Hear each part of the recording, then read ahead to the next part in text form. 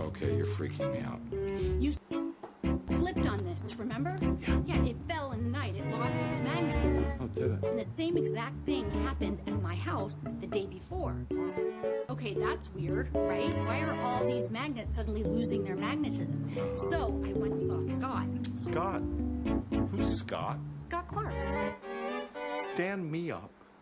No phone call, no apology, because you had to go to Scott Clark's house. Yeah. You've outdone yourself, Liz. Prove it. Yeah, take me back there. To the left. Yeah, I want to go back. Because some magnets fell off your fridge. Yes.